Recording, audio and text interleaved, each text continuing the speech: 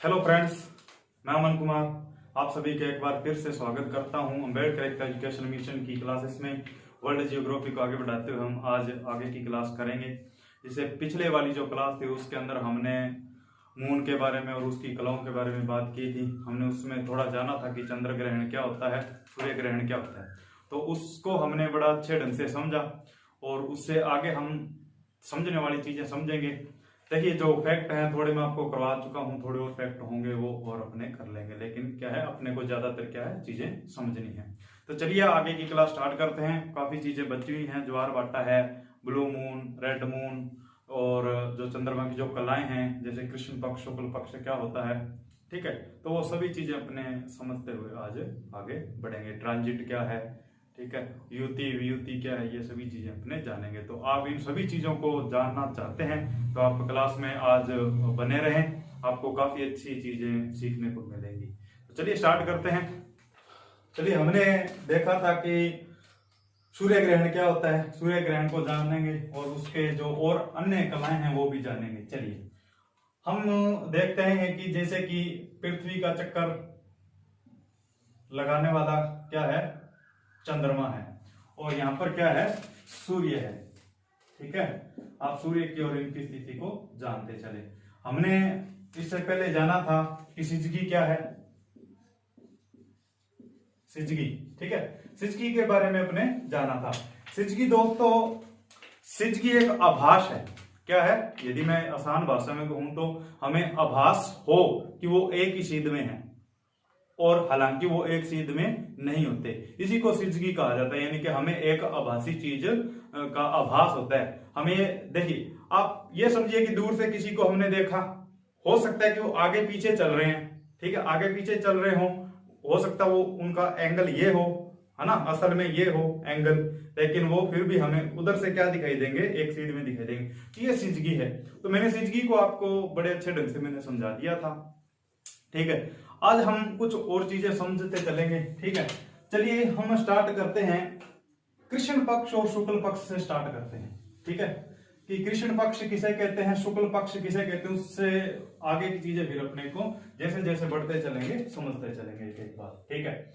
चलिए समझते हैं कि कृष्ण पक्ष क्या है, शुक्ल पक्ष क्या है। इसको मैं थोड़ा सा बड़ा बनाता हूं, फिर आपको आसानी से समझ में आ जाएगा, और थोड़ा अलग तरीके से बनाते हैं, ठीक है।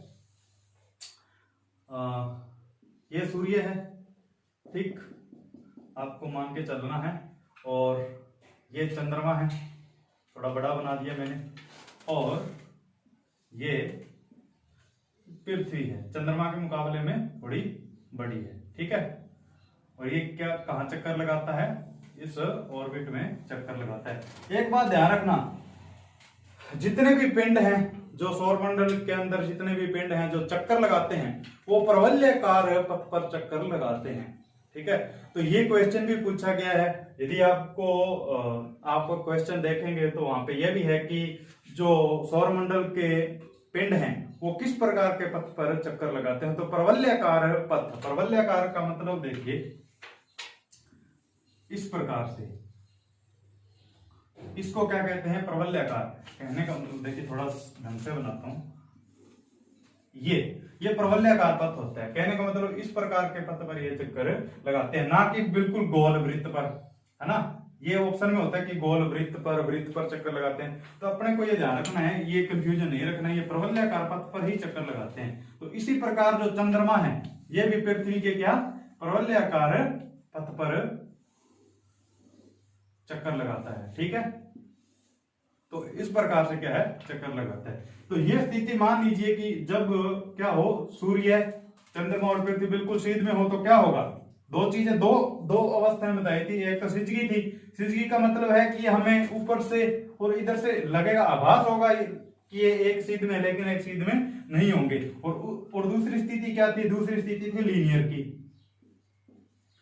लीनियर। एक बात ध्यान रखना, यह भी पूछा जाता है कि निम्न में से किस अवस्था में सूर्य ग्रहण या चंद्र ग्रहण लगता है। तो आपको क्या बताना है, एक ऑप्शन दे देगा सिजगी, ठीक है, ऑप्शन क्या देगा आपको, सिजगी भी देगा और लीनियर भी देगा। लेकिन आपको ध्यान में रखना है सिजगी की अवस्था में कभी भी सूर्य ग्रहण और क्या, सूर्य ग्रहण और चंद्र ग्रहण नहीं लगता। क्या नहीं लगता? नहीं लगता, ये नहीं लगता। ये हमेशा हमेशा क्या होगा, लीनियर की स्थिति में ही चंद्र ग्रहण और सूर्य ग्रहण लगेगा। अभी आपने देखा था कि 26 मई को क्या लगा था, चंद्र ग्रहण लगा था। ठीक है, आपने देखा होगा 2 बजे से लेकर शाम को 7 बजे तक था, वो लंबा था, है ना, 7 बजे तक बताया गया था। ये इतनी होती है। देखिए जो चंद्र ग्रहण होता है, आप जान ही लेते हैं, ठीक है, तो आपने समझा कि लीनियर की स्थिति में हमेशा चंद्र ग्रहण और सूर्य ग्रहण लगता है। ये क्वेश्चन पूछे जाते हैं, ऐसे यहीं से क्वेश्चन उठाए जाते हैं। देखिए आपको ध्यान में रखना है कि जो चंद्र ग्रहण होता है ये सूर्य ग्रहण की अपेक्षा लंबा होता है। क्या होता है? सूर्य ग्रहण की अपेक्षा, सूर्य ग्रहण क्या होता है, कम समय के लिए होता है। ये मुश्किल से 7 से 8 मिनट तक, 7 या 8 मिनट इतना ही होता है। 8 से हाईएस्ट 9 होता है, लेकिन 9 नहीं होता है, वो होती कम स्थिति होती है। इसको आप 7 से 8 मिनट तक मान लीजिए, क्या, सूर्य ग्रहण। लेकिन चंद्र ग्रहण 3 से 4 घंटे तक हो सकता है। ठीक है, देखिए इसका भी एक रीजन है। अब इसको समझते हैं कि चंद्र ग्रहण 3 से 4 घंटे तक का क्यों होता है और सूर्य ग्रहण इतना कम क्यों लगता है। यानी कि मतलब कम समय के लिए सूर्य ग्रहण होता है और ज्यादा लंबे समय के लिए चंद्र ग्रहण होता है। चंद्र ग्रहण कहां होगा? चंद्र ग्रहण यहां पर होगा। देखिए ये भी एक स्थिति है, आपको समझाता हूं, समझते चलेंगे। मैंने क्या कहा, चंद्र ग्रहण और सूर्य ग्रहण के समय में इतना अंतर क्यों है, तो इसी बात को जानते हैं।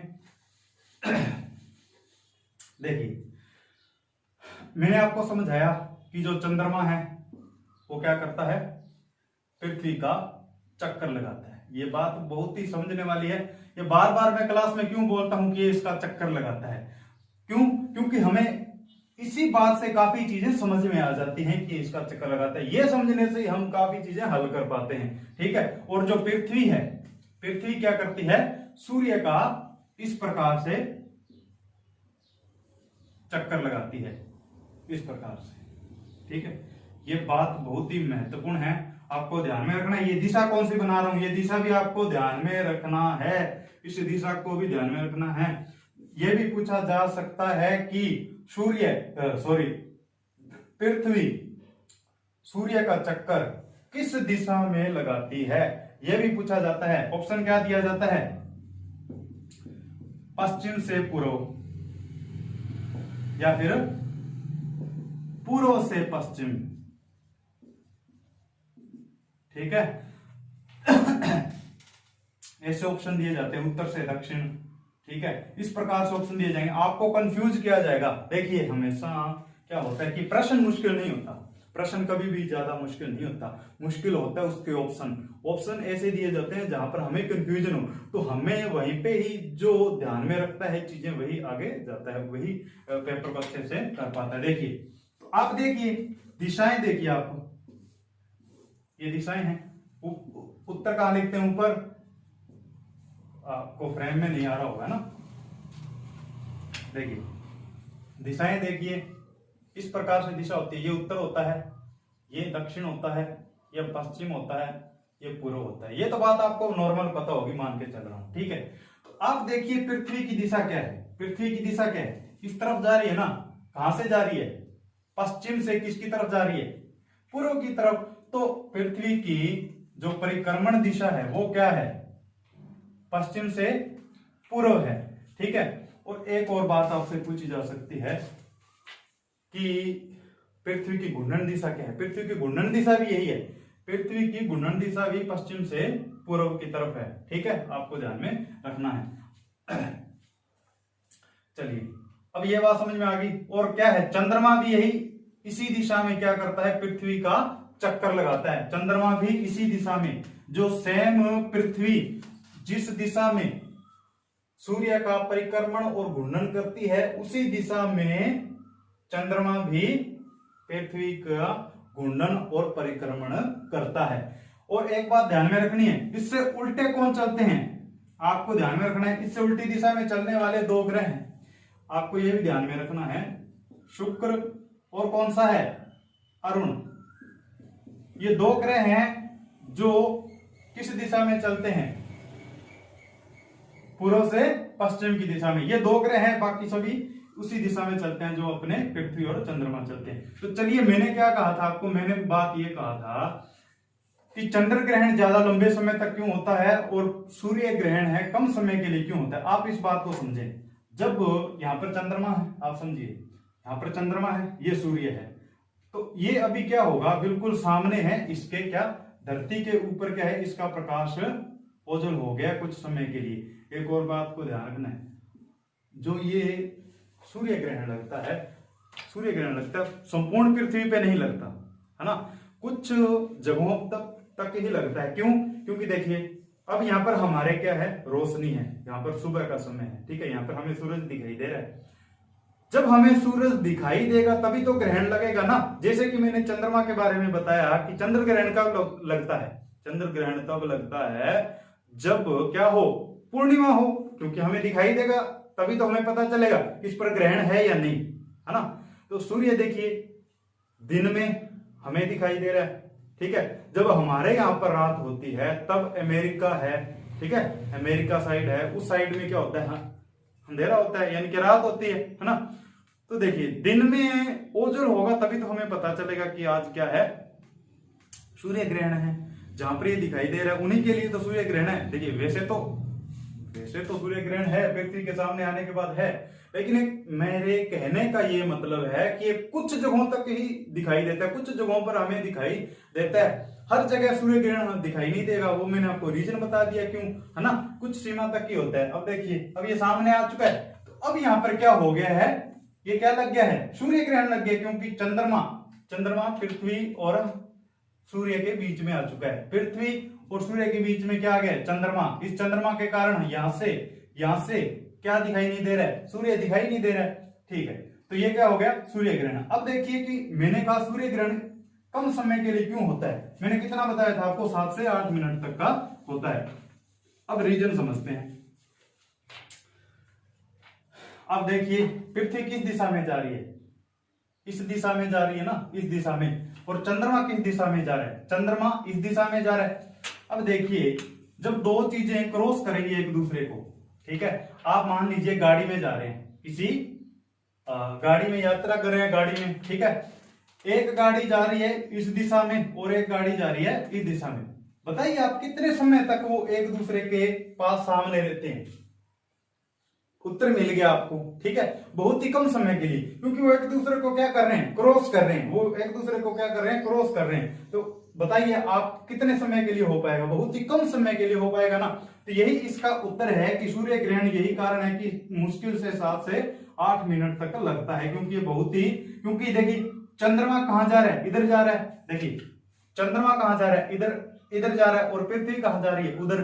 तो ये बहुत ही जल्दी क्या है, एक दूसरे को क्रॉस कर जाएंगे, क्या हो जाएगा, बहुत ही जल्दी, है ना, ये एक दूसरे को क्या कर जाएंगे, क्रॉस कर जाएंगे। कहने का मतलब चंद्रमा कहां पर आ जाएगा, जल्दी से यहां पर आ जाएगा, और ये क्या है, इनके बीच में से हट जाएगा, तो सूर्य ग्रहण भी हट जाएगा। ये बात आपको समझ में आई होगी, है ना। चलिए अब बात करते हैं चंद्र ग्रहण ज्यादा समय के लिए क्यों लगता है।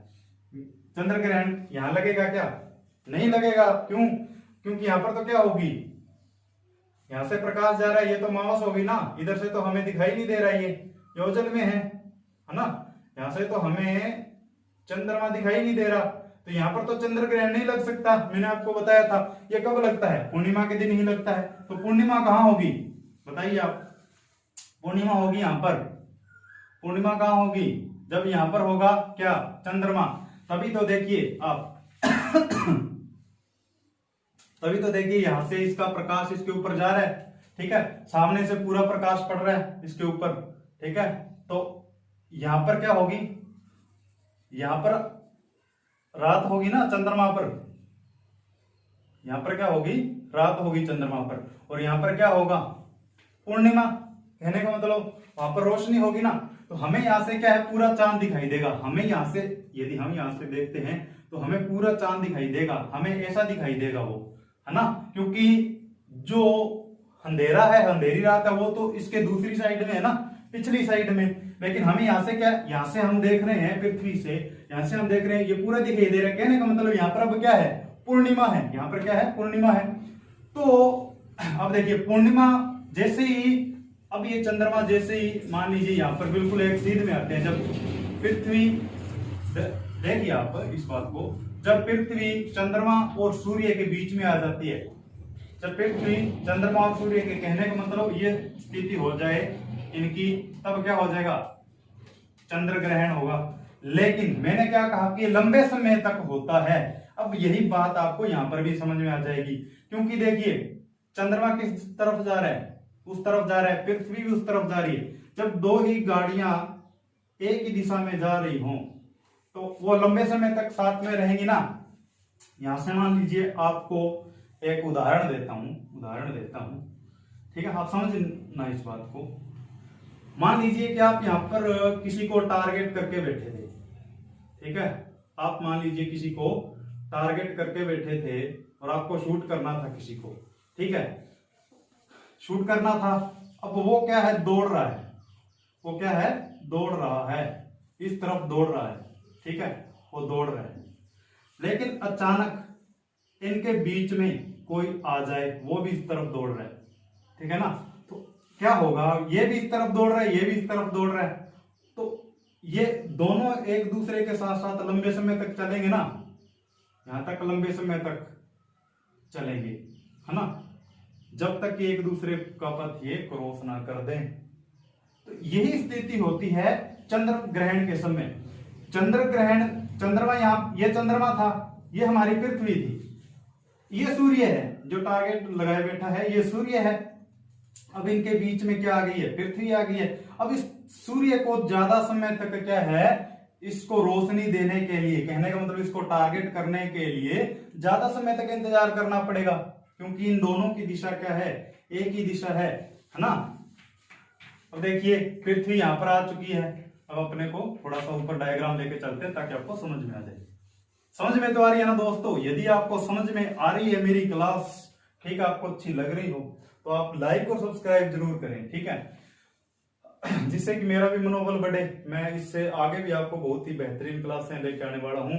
मैं सर्च कर रहा हूं अच्छे से अच्छा, मैं कोशिश कर रहा हूं कि आपको जो क्लास लगा दूं मैं वो अच्छे से अच्छे दूं, ताकि आपका कॉन्सेप्ट क्लियर हो जाए, कोई भी चीज हो आपको कंफ्यूजन ना हो किसी भी चीज में, है ना।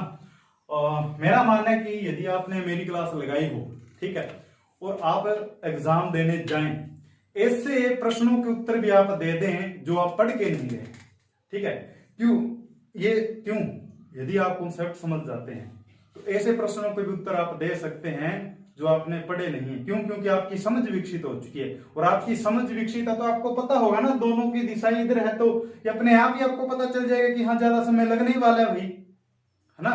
तो ये चीजें क्या है, आपको फिर क्वेश्चन आता है, यदि आपसे पूछा जाए तो आप अंदाजा लगा लेंगे कि हाँ ये दिशा इनकी ऐसी थी, इनकी दिशा ऐसी, तो इसका उत्तर तो ये होना चाहिए, तो अपने आप उत्तर आपके सामने निकल के आ जाएगा। इसीलिए मैं कह रहा हूं आप क्लास को अच्छे से देखें और शेयर और सब्सक्राइब जरूर करें, ठीक है। अब देखिए, क्योंकि मैंने क्या कहा कि ये दोनों एक दूसरे, मान लीजिए पृथ्वी यहां पर आ चुकी है, ठीक है, लेकिन क्योंकि चंद्रमा तो इसी का चक्कर लगाता है ना, चंद्रमा तो अभी तक यहीं पे पहुंचा है, क्योंकि ये भी जा रही है साथ में, और क्या है, चंद्रमा भी साथ में जा रहा है। इसीलिए क्या है, चंद्र ग्रहण लंबे समय तक होता है, 3 से 4 घंटे तक का हो सकता है, ठीक है। तो ये बात आपको समझ में आ गई होगी, ठीक है। अब देखिए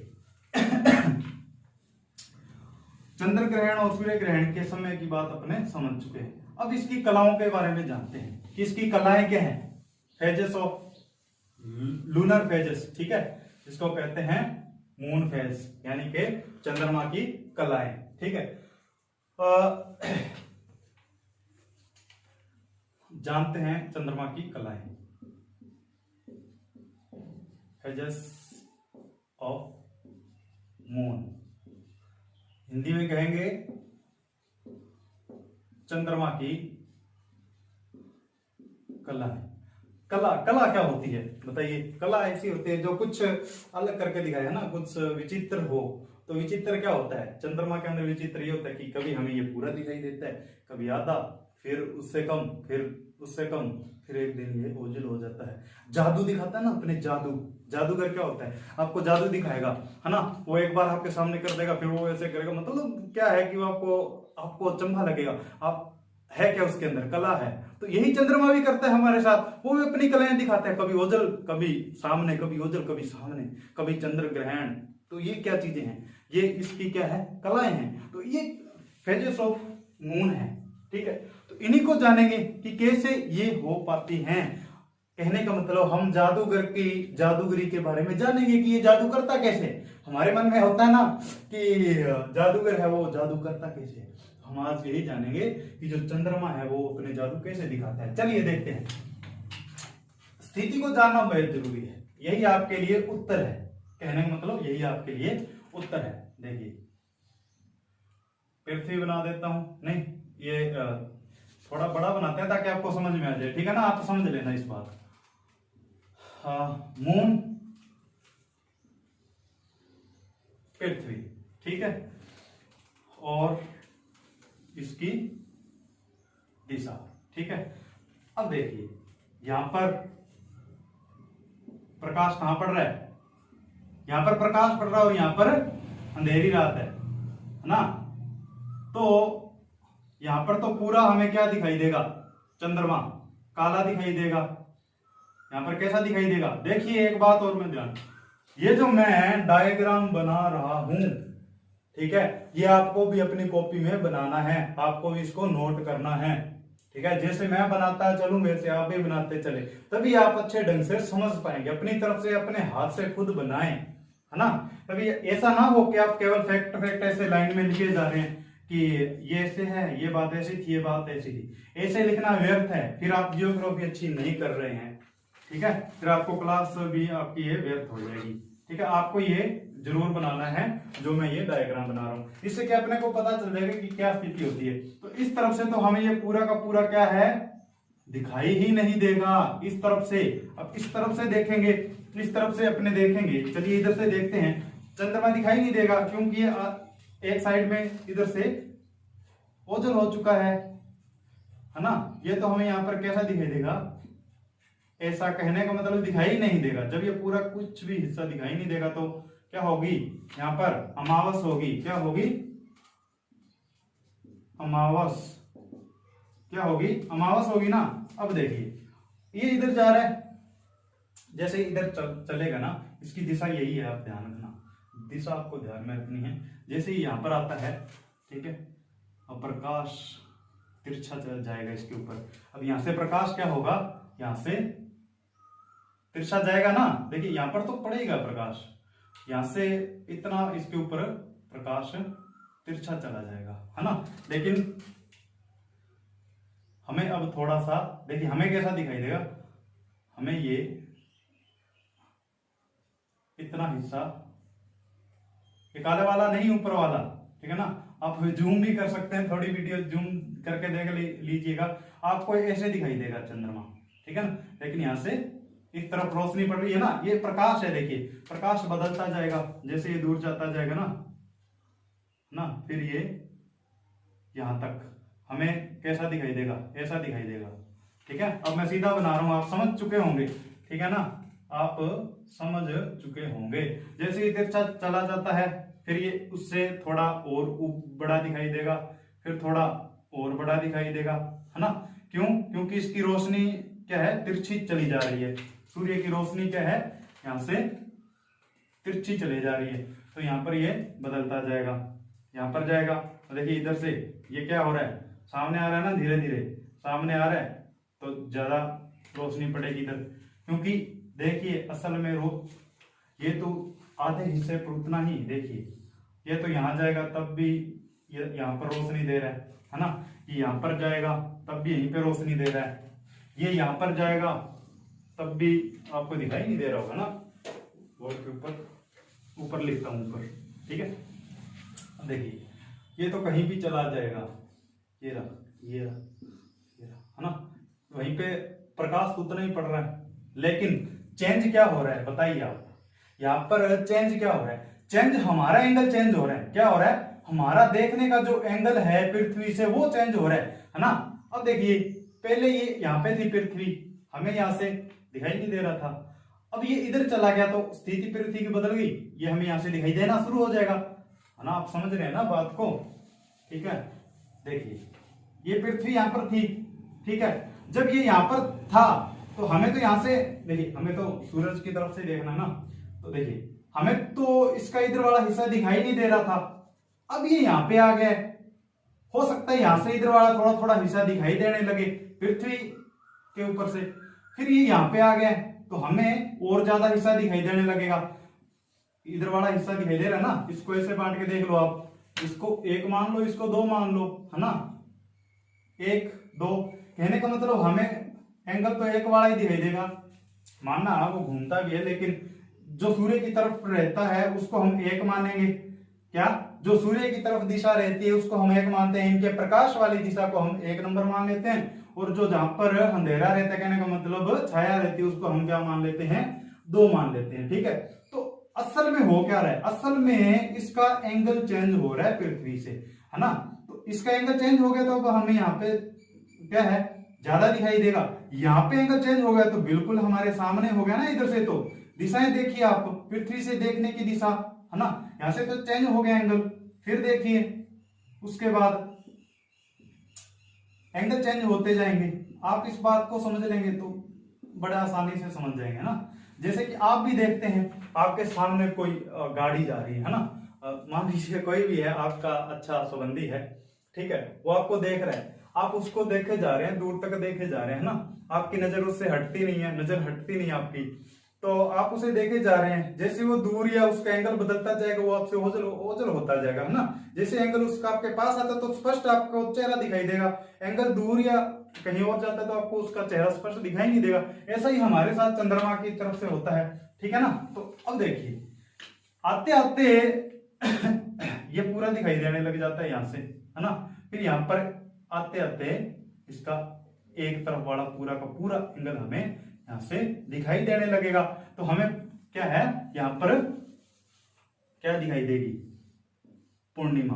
कहने का मतलब यहां पर क्या हो जाएगी, पूर्णिमा। क्या हो जाएगी, पूर्णिमा हो जाएगी। एंगल आप समझ गए होंगे। देखिए ये एक चंद्रमा है, इतने चंद्रमा नहीं है, आप समझ लें, है ना। एक ही चंद्रमा है, ये घूम रहा है, इसी की स्थितियां बनाई है अपने, है ना। ये आप बना लें अपने हिसाब से, ठीक है। अब यहां से कैसा दिखाई देगा, यहां से दिखाई कैसा देगा, यहां से हमें ऐसा दिखाई देगा, कैसा दिखाई देगा, ऐसा दिखाई देगा। कहने का मतलब पूर्ण चंद्रमा, पूर्णिमा, पूर्ण चंद्रमा, है ना, पूर्णिमा, रोशनी, है ना। अब देखिए, अब यहाँ पे हमें पूरा दिखाई दे रहा है, अब स्थिति बदलेगी, अब यही एंगल चेंज होता जाएगा, इधर आ रहा है ना एंगल, तो एंगल क्या होता जाएगा इसका आप ही बताएं, चेंज हो जाएगा, कम दिखाई देना शुरू, पहले पूरा, फिर यहां से, फिर अधूरा, यहां से फिर कम, यहां से फिर कम, यहां से फिर कम, और बिल्कुल होते होते एक दिन फिर यही स्थिति आ जाएगी इसकी। चंद्रमा की कलाएं हैं ये, आपको बड़ा ही ध्यान से समझने वाली बातें हैं, और उससे बड़ा कोई कठिन कार्य नहीं है ये, है ना। देखिए ये हमारे जो दैनिक जीवन उसमें भी काम वाली चीजें हैं, हम देखते रहते हैं, हमें पता होना चाहिए। मान लीजिए आपसे कोई बच्चा पूछ ले कि आप कुछ भी लगते हो, चाचा, मामा, भाई, कि ये क्यों हो रहा है, ऐसे क्यों हो रहा है, तो आप बता पाए ना उनको। ये ना हो कि आप पुरानी कहावतें या कहानियां सुनाने लगे कि ये तो ऐसे होता है चंदा मामा। हाँ देखिए वो अच्छी जरूर लगती हैं कहानियां, लेकिन ज्ञान के लिए वो अच्छी नहीं है, ठीक है ना। हाँ वैसे वो अच्छी हैं, बहुत ही सुंदर लगती हैं, मैंने भी सुनी है कहानियां, और कहानियों में कुछ रोचक की बात होती है, मुझे बड़ी अच्छी लगती हैं कहानियां, आज भी सुनता हूँ कहानियां। यदि कोई सुनाता है तो बुजुर्ग बड़े हैं जो इकट्ठे हो जाते हैं तो उनकी कहानियां सुनने में बड़ा अच्छा लगता है, बैठते भी हैं। तो कहानियां अच्छी हैं, लेकिन सच्चाई जरूर हमें पता होना चाहिए, ठीक है ना।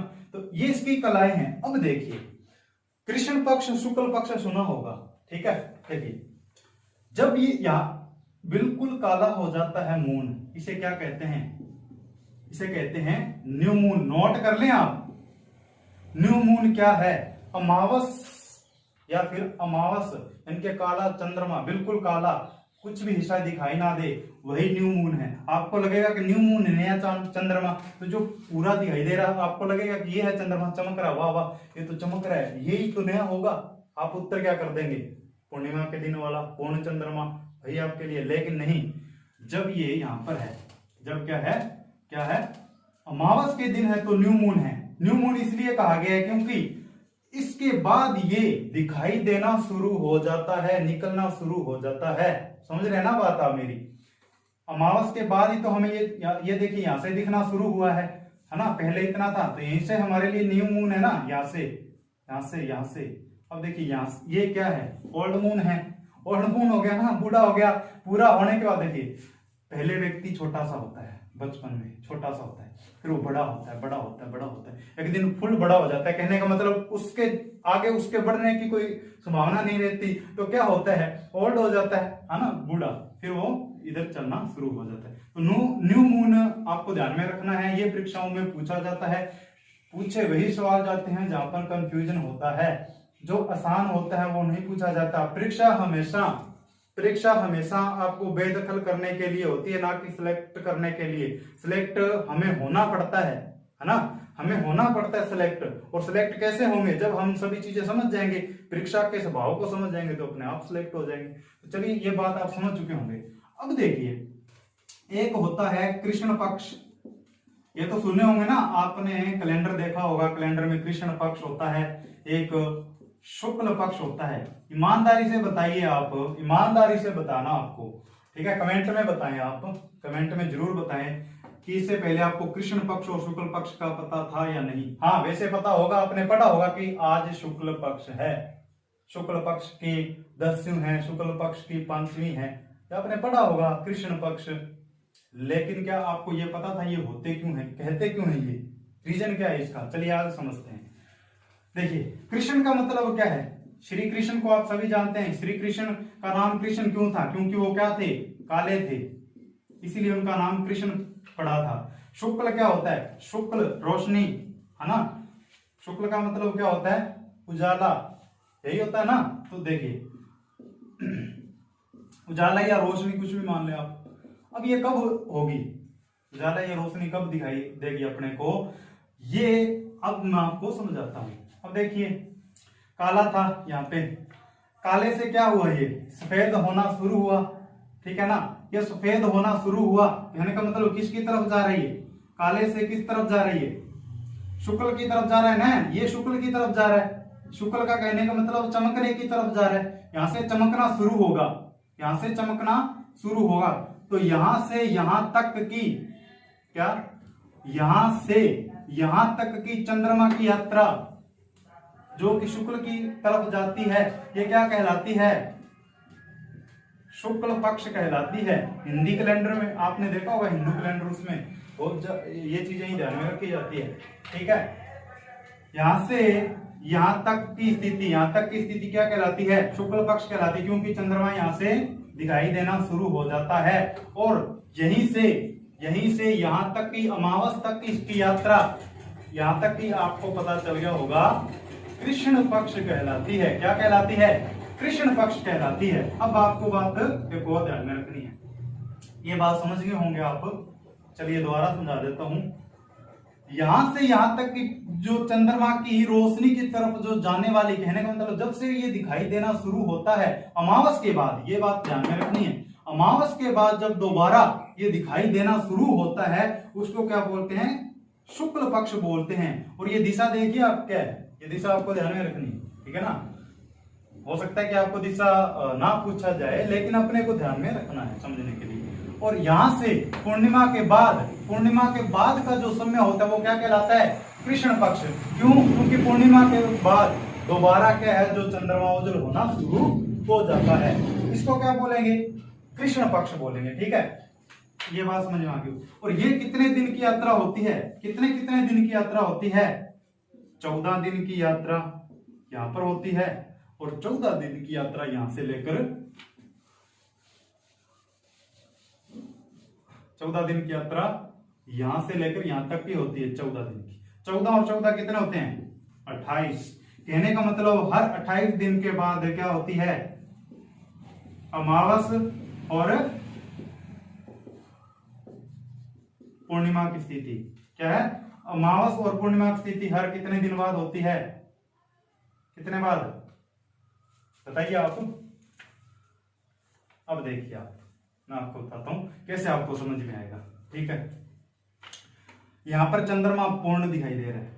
आप अमावस को मान लीजिए, अमावस को ही मान लेते हैं, अमावस से शुरुआत करते हैं। यहाँ पे अमावस थी, यहाँ पर क्या थी, अमावस थी। अब ये अमावस दोबारा कब आएगी, देखिए 14 दिन की यात्रा यहां तक की, इसने 14 दिन की यात्रा यहां तक की, क्या हुआ, पूर्णिमा। अब 14 दिन की और यात्रा यहां तक करेगा, तभी तो क्या होगी ना, अमावस होगी ना, अमावस तभी तो होगी, 28 दिन के बाद अमावस होगी।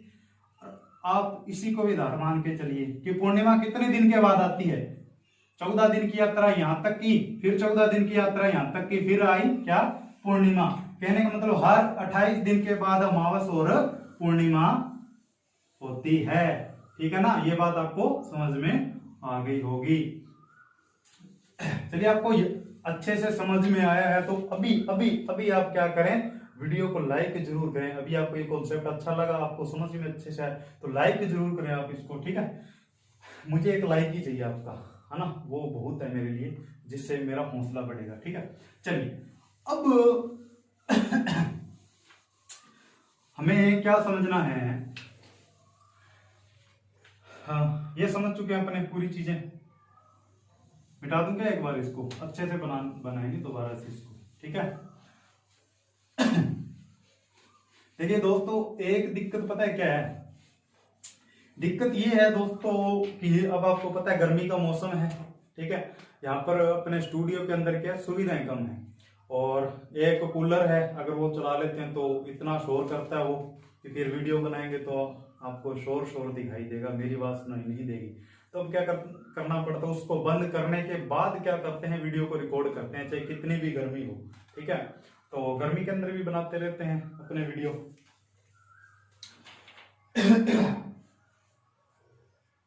तो बार बार आ रहा, गर्मी के अंदर थोड़ा क्या है कि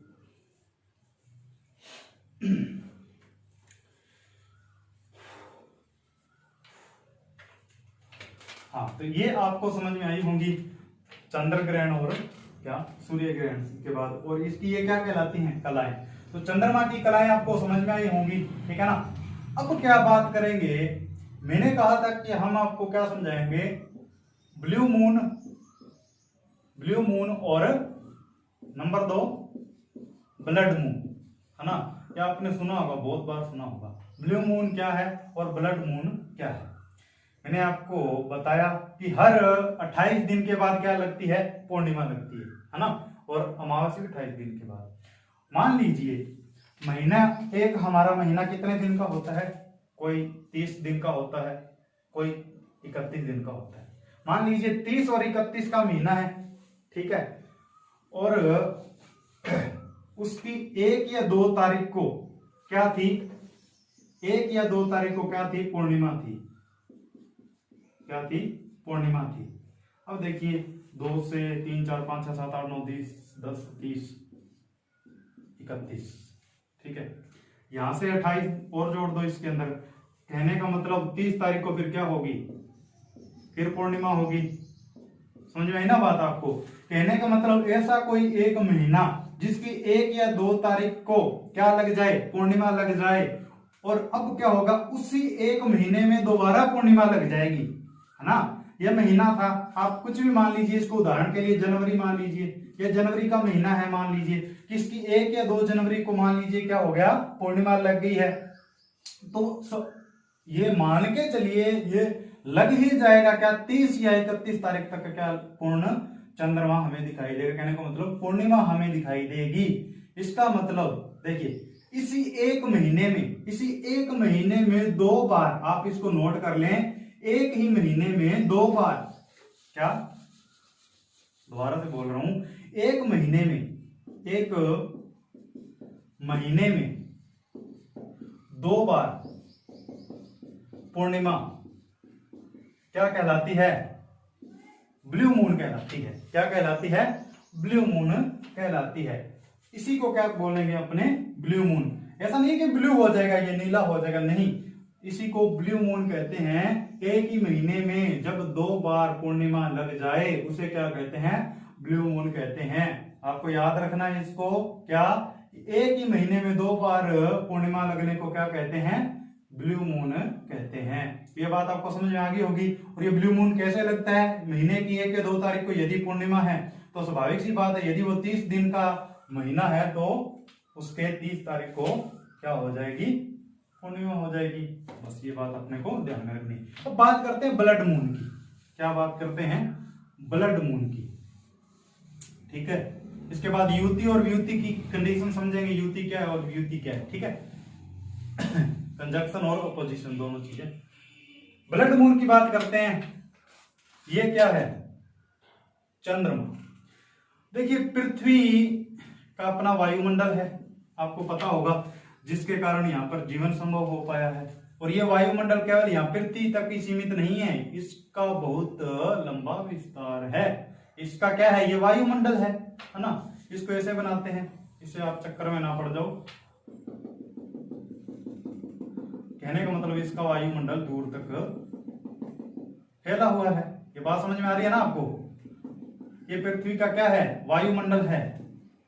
यही रीजन है ना इस, देखिए जब एस्ट्रॉइड आते हैं, आपने देखा होगा, मैंने आपको उल्का पिंड समझाए थे, है ना। उल्काएं और उल्का पिंड के बारे में मैंने समझाया था।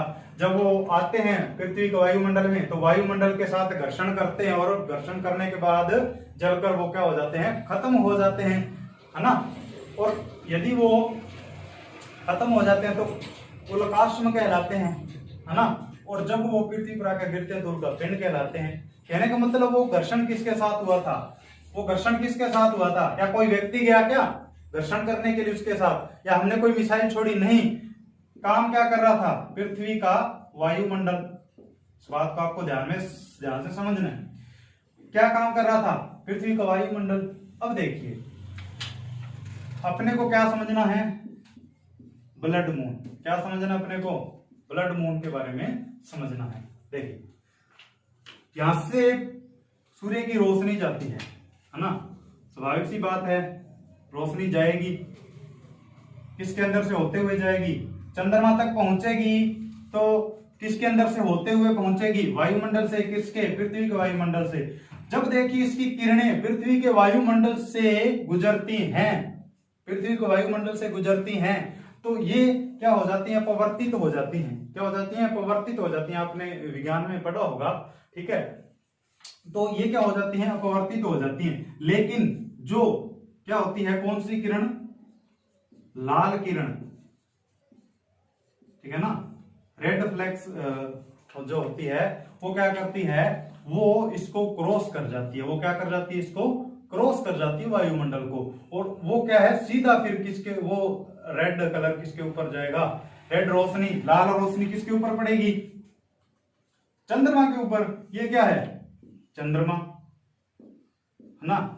जब इसके ऊपर लाल रोशनी पड़ेगी तो वो कैसा दिखाई देगा, लाल दिखाई देगा। आपने भी देखा होगा कि यदि लाल पन्ना या लाल शीशा किसी रोशनी के ऊपर लगा हो तो रोशनी भी कैसी होती है, उसी कलर की होती है। हम शादी ब्याहों में देखते हैं ना, अलग अलग कलरों की लाइटें जलाते हैं, क्यों, उसके ऊपर क्या लगाया जाता है, वैसा ही आवरण लगाया जाता है। तो देखिए इसके अंदर से ऐसी ही रोशनी जाएगी चंद्रमा के ऊपर, किसके अंदर से होते हुए, वायुमंडल से, पृथ्वी के वायुमंडल से होते हुए जब सूर्य की किरण चंद्रमा पर पड़ती है और वहां से केवल एक ही रोशनी बाहर निकल पाती है, वो कौन सी होती है, लाल होती है। क्योंकि जो लाल किरण होती है इसका क्या कहते हैं कि ये इसका जो अपवर्तन होता है ये दूर तक होता है, दूर तक ये जाती है, ठीक है ना। तो इसीलिए फिर वो क्या है, कहां तक, किसको क्रॉस करके चंद्रमा तक पहुंच जाती, इसी को। अब ये कैसे रंग का दिखाई देगा, ये लाल रंग का दिखाई देगा। और हमारा रक्त कैसे रंग का होता है, लाल रंग का होता है। तो इसीलिए इसका नाम भी क्या पड़ गया, ब्लड मून पड़ गया।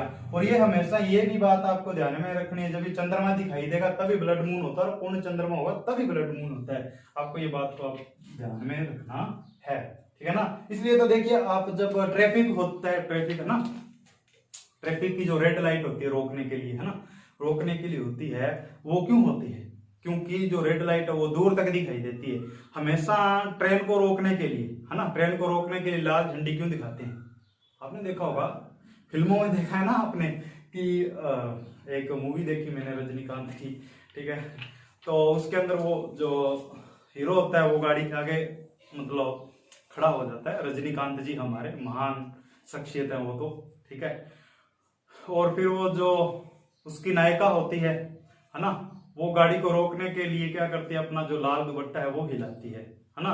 लाल दुपट्टा क्यों हिलाती है? लाल कलर होता है वो दूर तक दिखाई दे जाता है, और इसका जो है ना प्रकाश होता है ये दूर तक जाता है ना।